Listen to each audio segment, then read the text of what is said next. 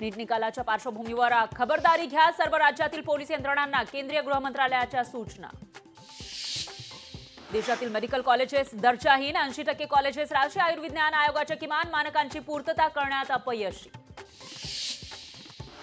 भाजपकडून नव्या अध्यक्षाचा शोध सुरू, सुनील बन्सल, विनोद तावडे, माथुर के लक्ष्मण यांची नावे चर्चेत। नवा अध्यक्ष कोण होणार याकडे लक्ष।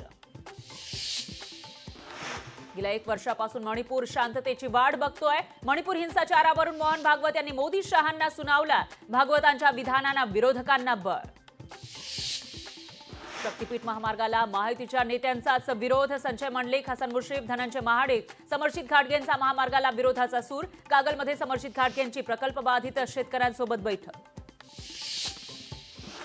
मुंबईसह ठाण्यामध्ये आज मुसळधार पावसाचा इशारा। मुंबईकरांनो, रेनकोट छत्री घेऊनच घराबाहेर पडा।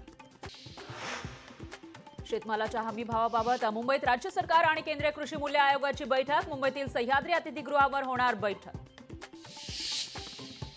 आपचे राऊस अव्हेन्यू इथल्या कार्यालय रिकामं करण्यास मुदतवाढ, 15 जूनची मुदत 10 ऑगस्टपर्यंत वाढवली। एनडीए सरकारचं खाते वाटप जाहीर। अमित शहा पुन्हा देशाचे गृहमंत्री, तर गडकरींना रस्ते विकास मंत्रालयाची जबाबदारी। महायुतीमध्ये विधानसभेच्या जागा वाटपावरून पुन्हा चुंपली। राष्ट्रवादीचा 80 जागांचा पुनरुच्चार, तर जागा वाटपाची चर्चा जाहीरपणे न करण्याचा भाजपचा सल्ला।